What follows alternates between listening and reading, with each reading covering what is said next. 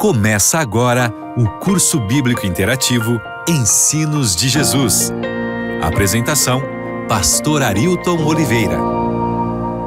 Olá, queridos amigos ouvintes da Rádio Novo Tempo de Florianópolis, que bom poder saudar vocês em mais um curso bíblico interativo. São agora exatamente 15h, momento em que a gente começa o estudo da Bíblia por aqui. Obrigado, porque todos os sábados às 15h você tem tirado esse tempinho para juntos aprendermos mais da Palavra de Deus. E olha, a Semana Santa está concluindo, hoje foi o último sábado, um sábado muito especial. Amanhã à noite ainda teremos programações em nossas igrejas, mas olha, coloca aí na sua agenda, porque na próxima semana nós vamos começar uma nova temática de estudo no programa, que vai ser sobre os 10 mandamentos. Isso mesmo, um novo material que vai estar disponível também para você. Fique atento, você vai receber mais informações aqui pelo Interativo. Se você quiser conhecer mais da Palavra de Deus, vou dar uma nova dica para você. Nós criamos agora a mais nova plataforma de estudo da Bíblia na internet. Chama-se Bíblia Mais. Isso mesmo. bibliamais.com.br é o site onde você acessa vários estudos da Bíblia. Esses estudos foram preparados com muito carinho para você conhecer mais da vontade de Deus. Lá tem recursos de videoaulas para cada lição que você estuda. E se você tirar até 70% de aprovação, você ainda vai receber um lindo certificado de conclusão. Tá bem? Acesse agora aí bibliamais.com.br e se junte a nós nessa viagem de aprendizado da Palavra de Deus.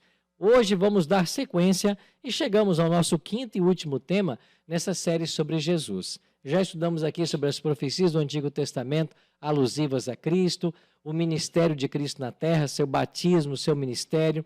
Vimos a sua morte, a sua ressurreição e hoje vamos estudar sobre o ministério de Cristo no santuário celestial. Esse é o tema de hoje. Pegue sua Bíblia e participe com a gente. E para dialogarmos sobre esse tema, estamos recebendo alguns amigos aqui nos estúdios da Rádio Novo Tempo. Primeiro, pastor Felipe Canarim. Tudo bem, pastor Felipe? Tudo bem, pastor Arilton. Cumprimentamos amigos do Novo Tempo também. Bom estar com vocês aqui nesse estudo. Pastor Felipe, o senhor pastoreia o sul da ilha de Florianópolis, é isso mesmo? Exato, ali nós cuidamos do distrito Rio Tavares, que fica no sul da ilha, compõe ali a igreja da Tapera, Campeche, Rio Tavares, Lagoa da Conceição. Nós cuidamos também da comunidade judaico-adventista, pessoas muito queridas, um lugar abençoado. E bom, pastor, bom ter você com a gente e as igrejas todas conectadas agora, né? Especialmente no sábado à tarde. Estamos aí unindo todas as igrejas nesse programa de estudo da Palavra de Deus, né? É um momento especial de comunicar a esperança e alimentar nossa fé também, né? Que bênção.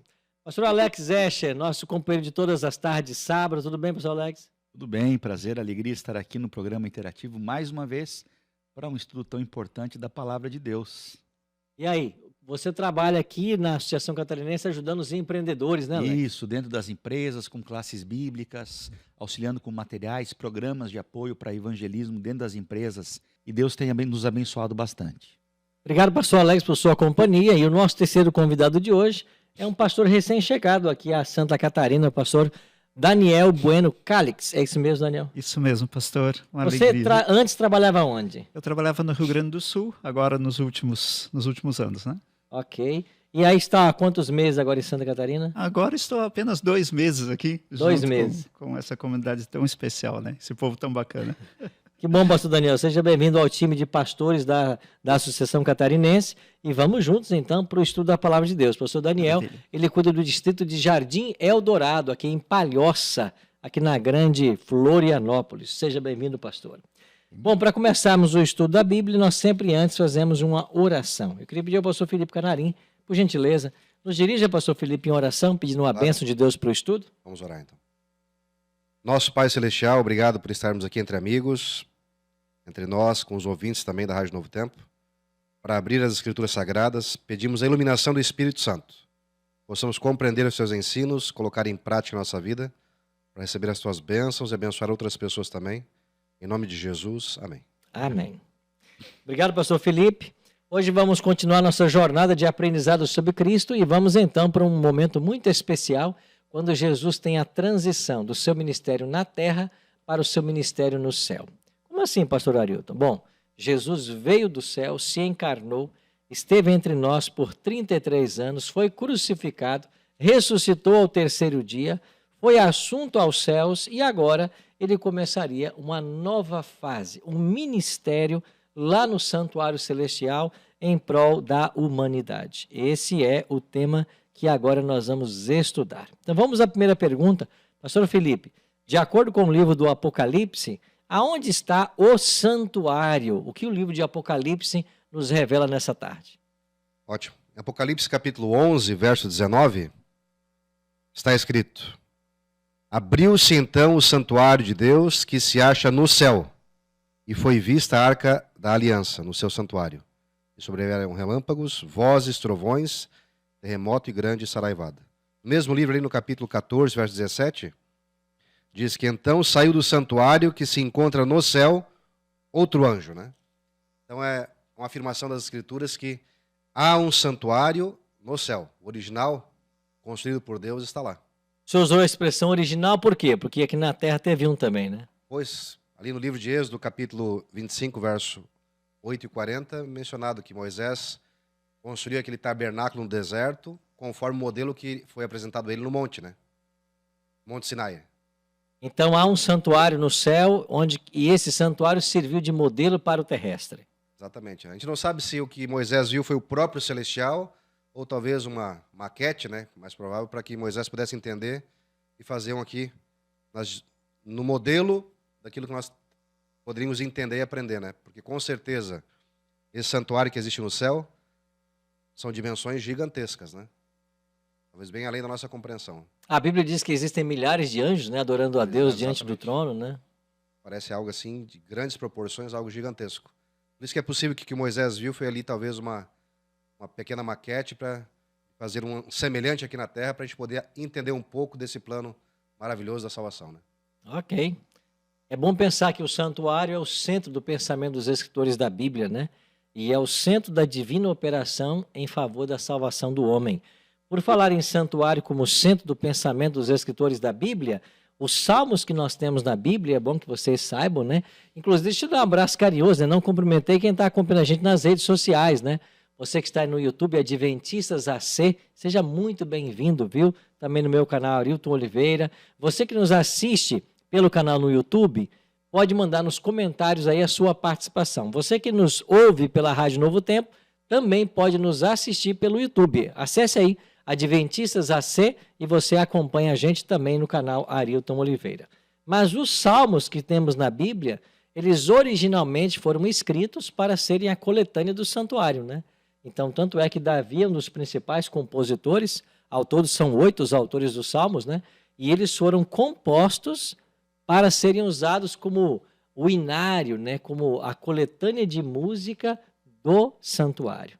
Então, pastor Alex, há verdades reveladas nos Salmos, né? Qual é uma delas que aparece no capítulo 11 sobre o santuário? No capítulo 11, verso 4, está escrito: O Senhor está no seu santo templo. Nos céus tem o Senhor seu trono.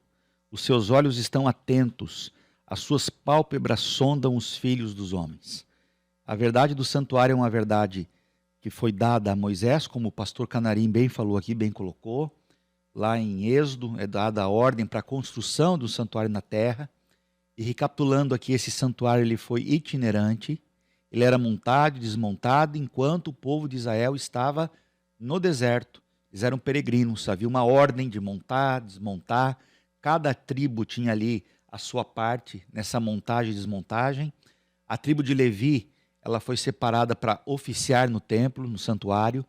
Depois o santuário se estabeleceu como um lugar fixo. Importante lembrar que Davi, ele foi até Jerusalém, atirou das mãos dos jebuseus, conquistou a cidade, e ali então ele pediu a Deus para montar um santuário. Deus falou: olha, o teu filho Salomão é que vai erguer esse santuário. E aí entra aí os salmos, né, como você mencionou, que era uma preparação para tudo que seria apresentado no santuário aqui da terra, né? Essa ministração de louvor, inúmeros levitas. Uns ficavam responsáveis pelas cerimônias propriamente, outros pelo coral. Cada um tinha sua função ali dentro do santuário. Os salmos seriam cantados ali. Mas tudo foi feito de acordo com o modelo de um santuário maior no céu, já pré-existente ali, é o de Moisés. E esse santuário no céu, ele traz uma revelação sobre o ministério real de Cristo. Ele nos ajuda a entender como foi o ministério de Cristo. Então é importante saber que o santuário, a doutrina do santuário, como chamamos, está presente em todas as Escrituras, do Antigo até o Novo Testamento. Paulo vai dedicar o livro de Hebreus a falar do santuário, comparar os rituais antigos do santuário com agora Jesus conduzindo o santuário lá no céu como o sumo sacerdote. Então, a Bíblia tem no santuário uma grande referência. Então veja a importância. Sim, pastor Canarim. A mensagem da graça, né? Porque a gente olha para todo o sistema de sacrifício de animais ali, o santuário ampliou depois, né? Duas mensagens bem claras. Primeiro, que cada animal que era sacrificado nos lembrava que o pecado produz morte. Mas a segunda mensagem é que o pecado pode ser perdoado, né? Nós vemos que do santuário sai a mensagem poderosa da salvação pela graça, através do Cordeiro de Deus, né? E todos aqueles que ali sacrificavam, eles entendiam que os animais que ali eram mortos apontavam, né, para o Messias vindouro. Vamos lá, pastor Daniel, nos ajude a entender então um paralelo, né? Vimos aqui já que Moisés recebeu ordens de Deus para a construção de um santuário na terra, mas havia um modelo celestial. Qual é esse paralelo que a Bíblia apresenta entre esses santuários? Pastor, como até o pastor Alex ali na fala dele já introduziu, não somente a questão estrutural do santuário, ela seguiu o modelo de um pré-existente no céu, mas pelo texto de Hebreus capítulo 8, verso 5, nós entendemos que a própria ministração, o próprio serviço que acontecia ali no santuário, ele também apontava para um serviço que acontece no santuário celestial. O texto diz assim: ora, os quais ministram em figura e sombra das coisas celestes, ou seja, se referindo ao ritual do santuário terrestre. Mas então ele é figura e sombra de coisas celestes, assim como foi Moisés divinamente instruído quando estava para construir o tabernáculo. Pois diz ele: vê que faças todas as coisas de acordo com o modelo que te foi mostrado no monte. Então, para o adorador que acompanhava o ritual do santuário, e cada um de nós, os amigos que nos acompanham, quando nós lemos o que ocorria, a ministração do sacerdote, isso nos remete àquilo que é a obra do Senhor agora no santuário celestial. Então, o que era visualizado ali nas tarefas diárias e em todos os cerimoniais do santuário, eles apontavam também para aspectos do ministério de Cristo, da sua vinda, do seu ministério, da sua morte, da sua ressurreição e também sobre a obra que ele está realizando no santuário celestial, porque também essa é uma informação bem precisa da Bíblia. Olha que interessante, né? Então, tudo que acontecia então na terra era uma sombra, como diz aí, você acabou de ler, Sim. das coisas celestiais. Exatamente. É por isso que a gente acerta em afirmar que o santuário era o evangelho em símbolos, né? Sim. Todo o evangelho, toda a obra que Jesus realizaria. Bom, se queremos entender então sobre esse santuário no céu, uma vez que aqui nós tínhamos uma sombra das coisas vindouras, temos que entender então o que se passava na terra, né? E então, entendendo o santuário terrestre, vamos compreender o santuário celestial. Pastor Felipe Canarini, quais eram os serviços realizados no santuário terrestre, então? Bom, basicamente, as Escrituras descrevem 3 serviços, né? Êxodo capítulo 29, versos 38 e 39, aparece o primeiro. Menciona lá, Êxodo capítulo 29 e 38. Isto é o que oferecerás sobre o altar: 2 cordeiros de 1 ano, cada dia continuamente. 1 cordeiro oferecerás pela manhã e o outro ao pôr do sol. Então, o primeiro serviço era o oferecimento de 1 cordeiro às 9 da manhã, outro às 3 da tarde.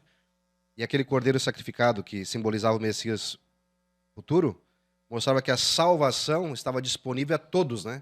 Em qualquer lugar.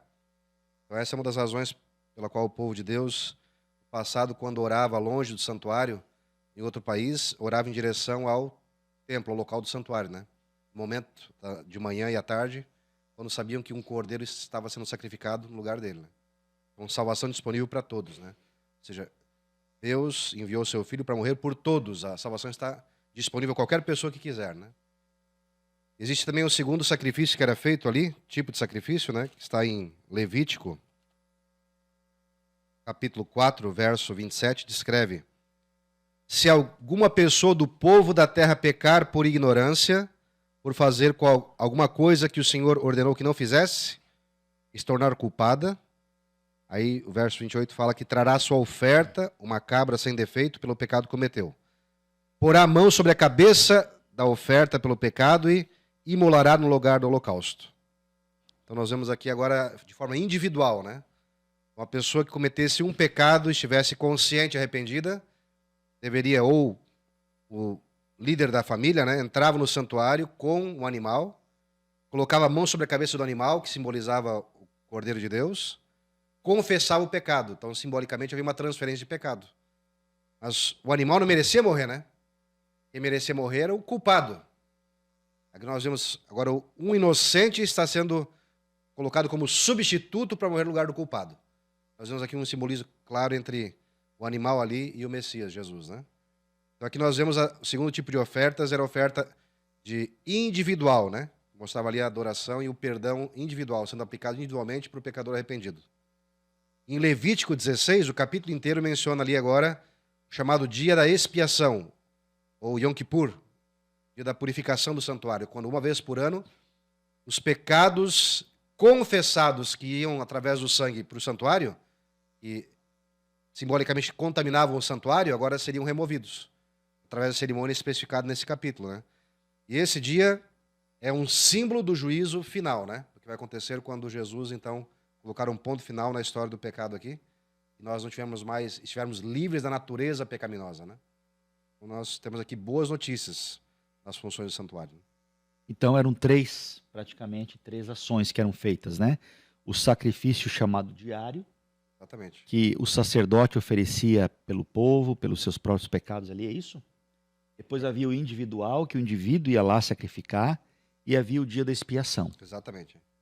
Três momentos, né, específicos. Tem um detalhe que chama atenção, é que em todos esses momentos, a oferta era a melhor, era perfeita. Era uma representação no Cordeiro, né, do sacrifício de Cristo. Então, eu fico impressionado com a didática de Deus, com a riqueza de detalhes que para o adorador ficavam claras para ele a respeito de como seria o ministério e o sacrifício de Cristo, que sem haver cometido nenhum pecado, se fez pecado por nós e deu a vida por nós, né? Ou seja, todas essas ofertas tinham, então, pastor Canarim, bem o seu objetivo, né? Era trazer perdão para as pessoas e possibilitar a salvação. Exatamente. Por exemplo, na oferta individual, cada um tinha uma condição financeira diferente. Então havia ali o sacrifício de novilho, ou podia ser um bode, podia ser um cordeiro, 2 pombas, ou em caso de extrema pobreza, até mesmo farinha. Então havia uma classificação ali de bens para que ninguém deixasse de ofertar, de sacrificar algo ali. Exatamente. E é claro que todas essas ofertas e sacrifícios também apontavam de algum aspecto para o ministério de Cristo, certo? Exato. Então vamos entender agora como que se dá essa transição, uma vez que a gente teve um vislumbre desse santuário terrestre e das ofertas que ali aconteciam, como isso pode ser aplicado então ao ministério de Cristo. Vamos então entender, começando pela ascensão de Cristo, né? Porque ele vai ser assunto aos céus, quando só então poderá começar então o seu ministério. Eu podia fazer uma pergunta, pastor, Sim, que pastor. talvez alguns façam, né? Mas na cruz, Jesus não efetuou uma salvação completa? Se na cruz foi completa a salvação, qual a necessidade de um santuário? Essa é uma boa pergunta, né, pastor? E muitos criticam, às vezes, a teologia do santuário por não compreenderem o papel do santuário, né? É interessante, de repente, Sim. dar uma explicação, né, pastor? Bom, a visão que eu tenho é que nós temos no santuário a nossa grande esperança, né? Porque na cruz, Jesus possibilitou a salvação a todos. Mas essa salvação não é automática. Porque se o plano da salvação tivesse ficado apenas na cruz, então Jesus morreu por todos. Logo todos estariam salvos. Não, não é assim que a gente sabe que não é assim. Ele morreu por todos, mas nem todos o aceitam. Então agora a humanidade se divide em 2 grupos, aqueles que aceitam e aqueles que rejeitam. Então, aqueles que aceitam, eles hoje lançam sua esperança para o santuário. Por quê? Porque Jesus faz o quê? Ele não está mais na cruz. Ele está no santuário. E o que ele faz no santuário? Ele aplica os méritos da obra que ele conquistou na cruz. Então, se na cruz ele conquistou o direito da nossa salvação, é na cruz que ele aplica a sua justiça à alma ou ao pecador arrependido. Ou seja, então na cruz a salvação está disponível a todos, né? Quem quiser pode receber de graça a água da vida, né? Mas então o santuário nos mostra agora Jesus ministrando de forma individual para quem Quem quer, né? aceita, né? E fala de como deve ser o relacionamento daquele que aceitou o sacrifício na cruz, como ele vai se relacionar com o seu Salvador. E através do ministério de Cristo também nós temos ali as orientações, as diretrizes para viver o relacionamento com Deus, né? Exatamente. Eu achei interessante, o pastor Arito comentou no estudo passado que o local do santuário ali, quando Êxodo capítulo 25 menciona que o primeiro plano é o local da habitação de Deus. O santuário original tem essa função, na terra também tinha, né? Depois a função de adoração, né?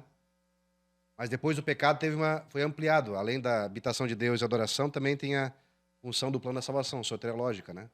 Então, hoje também tem o mesmo plano. É o local onde Cristo está, o trono de Deus. Lá é o local de adoração também, os anjos adoram a Deus lá. Mas também é onde está sendo administrada a rebelião do pecado, é de lá. Então, é de lá que nós temos o nosso intercessor e de onde virá o nosso Salvador também para nos resgatar, né? Interessante a visão que Ezequiel tem do trono de Deus, Isaías também teve essa visão do trono de Deus, mas especificamente Ezequiel fala de rodas que são vistas sobre o trono, né? Existem várias interpretações. O Roger Moore, daquele livro da Casa Publicadora Brasileira, um livro que eu recomendo, Na Corte Celestial, ele fala que essas rodas no trono de Deus significam a mobilidade de Deus, a onipresença dele, mas principalmente em relação ao lugar onde ele está, que não é só o seu trono, mas ele está no lugar do santuário. Ele se move entre o lugar santo e o santíssimo. Então ele tem essa mobilidade hoje, porque muitas pessoas dizem assim, mas espera aí, esse santuário celestial, ele não é onde Jesus ministra, mas ele não está à direita de Deus no trono? Na verdade, nós podemos dizer que é a mesma coisa. Como o Canarinho falou aqui, esse santuário no céu cumpre diversos propósitos. Cumpre agora de abrigar o juízo investigativo que Jesus está fazendo no céu, mas é também a habitação de Deus lá no céu, como foi aqui na terra na época em que Deus falou, eu habitarei no meio deles. Então, esse trono de Deus está lá dentro desse santuário. Pode ser visto lá. A gente tem que pensar também nesse santuário mais em termos funcionais do que estruturais, né? A comparação, né, pastor? Claro, não existe no céu um local onde Jesus não possa estar, né? Sim. Então, a nossa compreensão de um ministério bifásico de Cristo no santuário não pode limitar Jesus apenas a um compartimento até 1844, que é o ano que a gente compreende que ele passa para uma nova função. Mas é mais em termos funcionais do que estruturais. E é isso que vamos entender a partir de agora. Então, vamos agora para a nossa sexta pergunta, que está então com o pastor Daniel, certo? Ou não, é a quinta com Quinta pergunta. pastor Alex. Já foi respondida ali, praticamente ali. Mas Sobre a ascensão de a Cristo, ascensão o momento, de Cristo, né?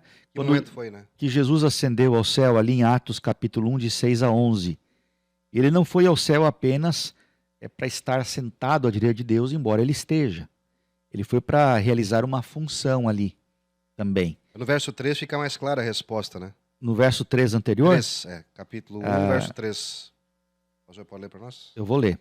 A esses também, depois de ter padecido, se apresentou vivo, com muitas provas incontestáveis, aparecendo-lhes durante 40 dias e falando as coisas concernentes ao reino de Deus. Aí nós podemos ir ao 6, né? Então os que estavam reunidos lhe perguntaram, Senhor, será esse o tempo em que haveria de restaurar o reino de Israel? E Jesus responde ali mencionado no verso 7, não vos compete conhecer tempos ou épocas, que o Pai reservou pela sua exclusiva autoridade. Mas vocês receberão poder ao descer sobre vós o Espírito Santo e sereis minhas testemunhas, tanto em Jerusalém como em toda a Judéia e Samaria até os confins da terra. E ditas essas palavras, Jesus foi elevado às alturas à vista deles e uma nuvem o encobriu dos seus olhos. Estando eles com os olhos fitos no céu, enquanto Jesus subia, eis que 2 varões vestidos de branco se puseram ao lado deles e lhes disseram, varões galileus, por que estáis olhando para as alturas? Esse Jesus que dentre vós foi assunto ao céu, virá do modo como viste subir. Então ali existe a ascensão em que Cristo está agora, então, ascendendo para iniciar sua obra ali de intercessão por nós no céu, né? Pois bem, nesse ato da ascensão de Cristo, os discípulos puderam vê-lo até o momento que as nuvens o cobriram, né? Exato. E aí, pastor Daniel, ele foi para onde então? Que coisa- céu é esse que ele foi? Que lugar ele foi? É maravilhoso a gente ver essa sequência de fatos, né, que ocorreram. Ah, antes de trabalhar aqui o texto que temos no nosso guia, me permita apenas lembrar que em Apocalipse 5, no verso 9, quando Jesus é recebido no céu, imagine o amigo que nos acompanha e queridos colegas, que momento maravilhoso dos louvores dos anjos ao receberem Cristo agora como vitorioso sobre a morte, sobre o pecado. E agora Jesus entra nas mansões celestiais, né? E o texto diz que o louvor que é cantado diz: digno és de tomar e abrir os selos, porque foste morto e com teu sangue compraste para Deus os que procedem de toda a tribo, língua e nação, diz Apocalipse capítulo 5, verso 9. E no livro de Hebreus, no capítulo 9, verso 24, então, fala dessa sequência. Agora Jesus, ele vai iniciar essa fase especial do seu ministério. Porque diz assim: porque Cristo não entrou em santuário feito por mãos, figura do verdadeiro, ou seja, o da terra, né? Porém, no mesmo céu, para comparecer agora por nós diante de Deus. E isso, pastores, me faz lembrar do texto de 1 João, que diz, né? Filhinhos, essas coisas vos escrevo para que não pequeis. Se todavia alguém pecar, nós temos um advogado junto ao Pai. E esta é a função que o sacerdote fazia, que era um modelo daquilo que Jesus vem a fazer, então, nesse momento. Porque uma vez que ele comprou com o seu precioso sangue a todos aqueles que o aceitam, que ele garante a salvação, agora ele vai atuar em prol da salvação dessas pessoas no santuário. O sacerdote atuava como um mediador, né? O pecador ia até o santuário, lá ele confessava os seus pecados. Mas agora não precisa mais de um santuário terrestre, não precisa mais de um sacerdote humano, porque nós temos agora cumprido em Cristo esse propósito, essa realização desse ministério. E através da oração, pedindo perdão pelos nossos pecados, Jesus Cristo, então, ouve as nossas preces e atua como nosso intercessor no santuário celestial. Olha que interessante, né? Então, Cristo foi assunto aos céus e lá nos céus ele começa agora um novo ministério. Vai para o santuário e onde o pecado se originou, o pecado tem que ser resolvido, né? Exatamente. No mesmo local onde surge o pecado hoje está sendo resolvido. E é interessante, pastor, que há dois textos, um em Daniel capítulo 7, verso 9, e outro em Apocalipse capítulo 4, verso 2, que deixam claro que o trono de Deus é um lugar glorioso, magnífico, digno de alguém que é vitorioso, aquele que criou todas as coisas, mas ele veio, deu a vida por nós, e agora ao ressuscitar, ele atua de maneira gloriosa, como um vitorioso, como Rei dos Reis, Senhor dos Senhores. Eu fico pensando, né? Todo o céu acompanhou toda essa trajetória de Cristo, né? Ao baixar a terra, se encarnar, cada cena, cada momento da vida. Os anjos nos céus acompanharam a infância de Jesus, né? Ele entrando na fase da adolescência, depois chegou à vida de jovem, até o momento que ele vai se batizar, começa o ministério. Sem dúvida, os anjos acompanharam o momento da crucifixão. Agora, eles se preparam no céu para receber a Jesus de volta. E como nós podemos, pastor Canarim, entender agora essa entronização de Cristo no céu? Como que é esse retorno de Cristo para o céu depois de 33 anos ausentes? Impressionante ali, a gente vê que após o sacrifício de Jesus na cruz, ele é sepultado, ele ressuscita, aparece para os discípulos, e quando ele está lá, como descreve em Atos capítulo 1, diante de mais de 500 pessoas, ele sobe aos céus e vai diante do Pai, né? E aqui no Salmo 24 a gente pode ter uma ideia de como foi essa recepção ali dos anjos, quando Jesus vai se aproximando desse santuário celestial, onde está o trono do Pai. Diz o Salmo 24 assim, Salmo 24, verso 7. Levantai, ó portas, as vossas cabeças. Levantai-vos, ó portais eternos, para que entre o Rei da Glória. E aí um coro pergunta, né? Quem é o Rei da Glória? O Senhor forte e poderoso, o Senhor poderoso nas batalhas. Levantai, ó portas, as vossas cabeças. Levantai-vos, ó portais eternos, para que entre o Rei da Glória. Quem é este Rei da Glória? E os anjos clamaram, né? O Senhor dos Exércitos, ele é o Rei da Glória, né? Algo poderoso. Recebendo Jesus, né? E Jesus se apresenta diante do Pai. E ali, quando é confirmado que o Pai aceita o sacrifício de Cristo, né? É uma celebração, né? Porque há confirmação, né? Da aceitação do sacrifício de Cristo diante do Pai. E como essa aceitação ela se torna evidente, porque aí no Pentecostes nós vemos que o Espírito Santo começa agora a se manifestar de forma mais poderosa e evidente diante dos discípulos, operando as transformações, como nós vemos lá em Atos capítulo 2. Né? Muito bem. É bom até nós ressaltarmos, você que está nos ouvindo, nos assistindo nesse momento, um ponto bem interessante desse momento da ascensão de Cristo, porque algumas pessoas acabam olvidando um detalhe interessante. Jesus ele tem 2 momentos de ascensão aos céus. 2 momentos, né? Ele tem um momento que ele vai no domingo após a ressurreição. Quando ele fala para Maria antes assim, não toque em mim porque eu não subi ao Pai. Isso. Exatamente. Ele vai, ele sobe ao Pai ali pela primeira vez, né? E aí ele volta, permanece 40 dias com os discípulos, 40 dias com os discípulos, e depois ele ascende definitivamente, né? Exatamente. Então esse detalhe é bom que fique claro em nossa mente. Agora, uma vez que ele é entronizado no santuário, há essa linda recepção do Salmo 24, o que Jesus começa a fazer exatamente nesse momento, pastor Alex? Bom, Hebreus descreve, Paulo aos Hebreus, essa carta é dedicada aos Hebreus, ela tem como centro as funções sacerdotais de Cristo, comparando ali o trabalho que era ministrado pelos sacerdotes hebreus aqui na terra, com o sacerdócio de Cristo no céu. Ele começa ali o capítulo 8 dizendo assim, ora, o essencial das coisas que temos dito é que possuímos tal sumo sacerdote que se assentou à destra do trono da majestade nos céus. E como ministro do santuário, veja que Cristo é o ministro do santuário, e do verdadeiro tabernáculo que o Senhor erigiu, não o homem. Então o que Cristo está fazendo? Ele está à destra do trono da majestade, exercendo o papel de sumo sacerdote, o ministro do santuário celestial. E o que faz ele como ministro do santuário celestial? Ele está ali conduzindo o que nós chamamos hoje de o juízo investigativo, né? Ele inicia o juízo investigativo. A partir de um determinado momento da história, nós vamos entender pela profecia, a partir de 1844, ele começa então o juízo investigativo ali. E nome a nome é passado diante dele, de todos aqueles que proferiram a justiça, ou que aceitaram Jesus como Salvador. Desde os que já estão mortos, começando pelos que morreram até os que estão vivos, nome a nome será passado. Um dia, o nosso nome passará por ele lá.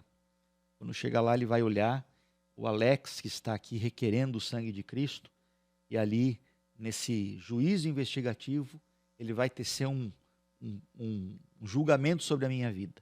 Será que eu realmente fiz por merecer ou aceitei a Jesus e segui o seu caminho e permaneci nele? Fui digno de aceitar o sangue de Cristo? Ou seja, aceitei e permaneci fiel à decisão que eu tomei?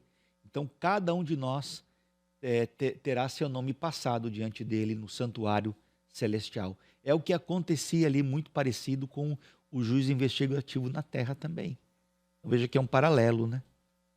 Ok, vamos gastar um tempinho, nós temos ainda aqui 15, 16 minutos para fechar o programa, mas eu queria ouvir de vocês mais sobre esta obra que agora passa a acontecer. Nós vimos aqui que Jesus ele ascende aos céus, ele vai para o santuário e ele começa lá um ministério, né? Nós entendemos que esse ministério ele acontece em 2 fases, né? Nesse primeiro momento, qual é o papel de Cristo? Queria ouvir vocês 3. E depois há um segundo momento que a gente vai gastar, quem sabe, um tempinho mais para falar sobre ele. É interessante porque alguns Pode ser, pastor.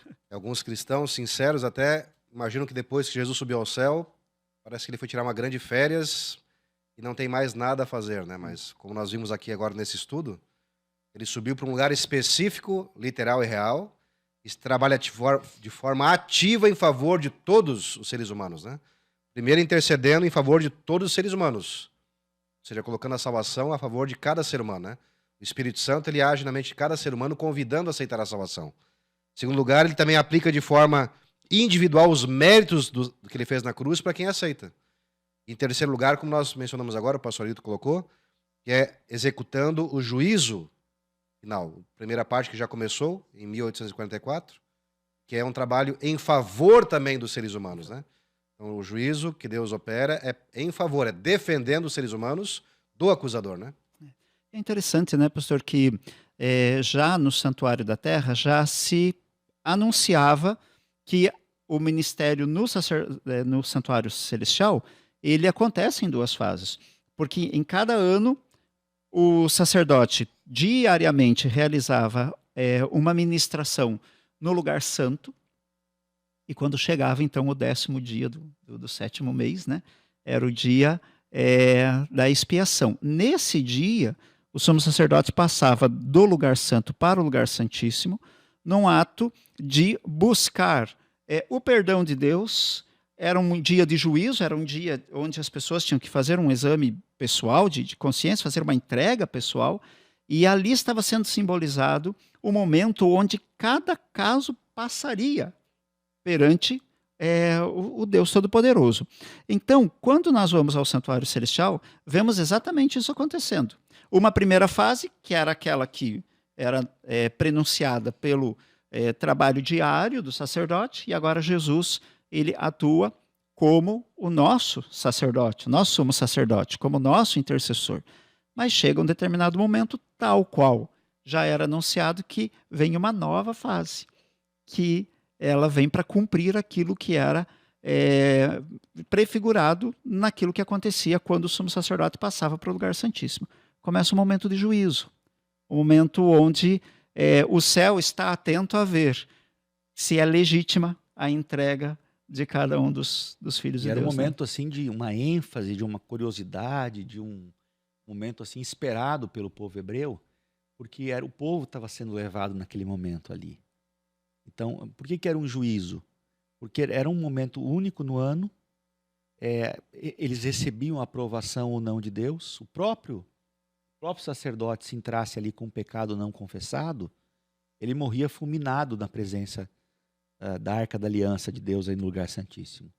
Então todos se preparavam, havia uma purificação do povo também, para receber, não era um dia comum, vai acontecer uma festa lá, não é no 10º dia do 7º mês, não.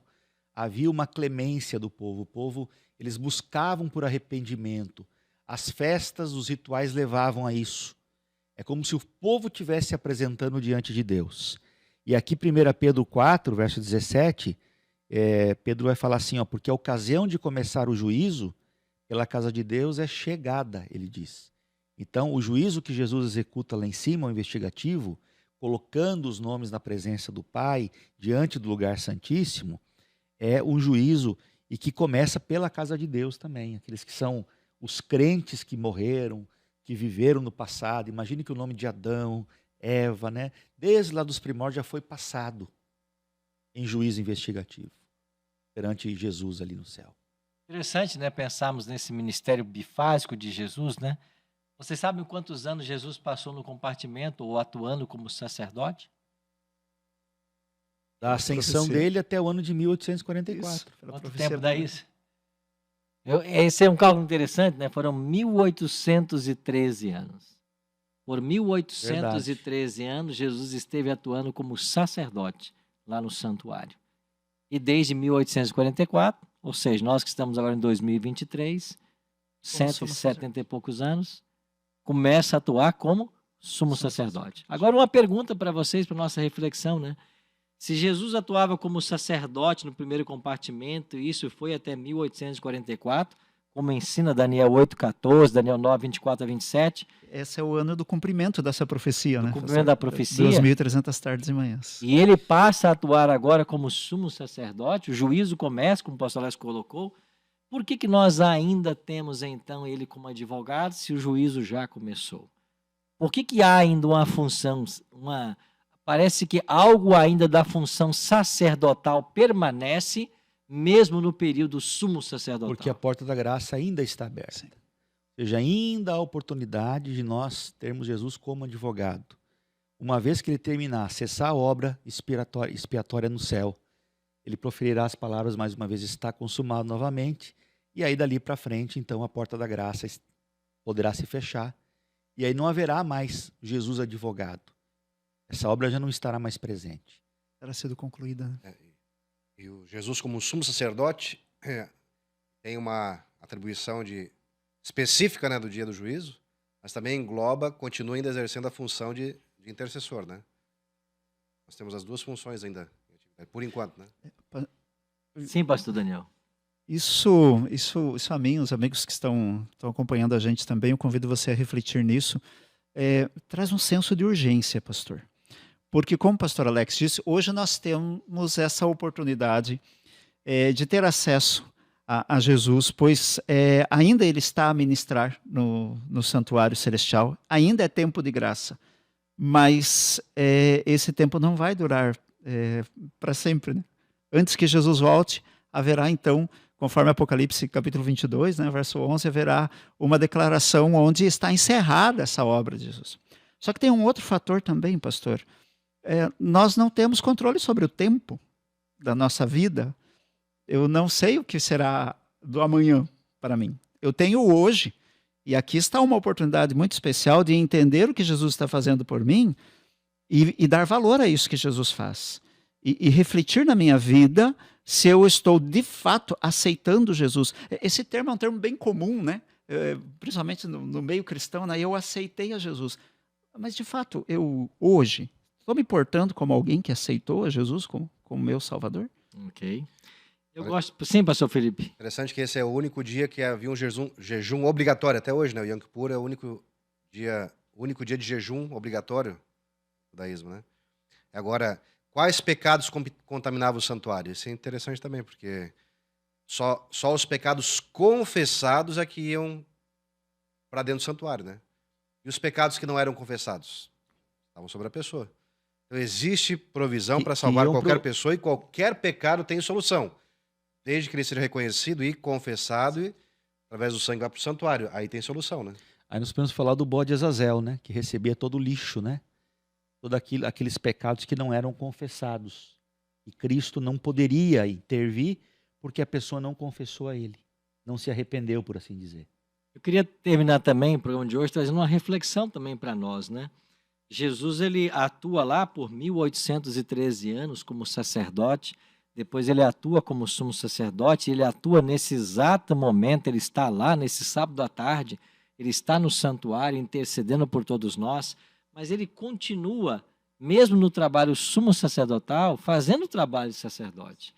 E aí, por um detalhe bem interessante, mesmo no dia do Yom Kippur, quando toda a atenção se voltava para o sumo sacerdote, que tinha o ritual com os 2 bodes, mesmo nesse dia, que era o 10º dia do 7º mês, às 9 da manhã e 3 da tarde, os cordeirinhos morriam lá no altar.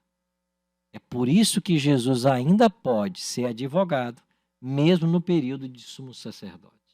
É porque mesmo no dia da expiação, havia a morte dos cordeiros. Por isso a expressão sacrifício diário ou também sacrifício contínuo. Não para um dia sequer. E então, enquanto todos olham para o sumo sacerdote, tentam ouvir as campainhas de suas roupas, estão em jejum e reverência, tem um sacerdote lá no pátio, matando um cordeirinho 9 da manhã e 3 da tarde. É esse cordeirinho que morre lá, que nos assegura o direito, ainda em juízo, de termos salvação.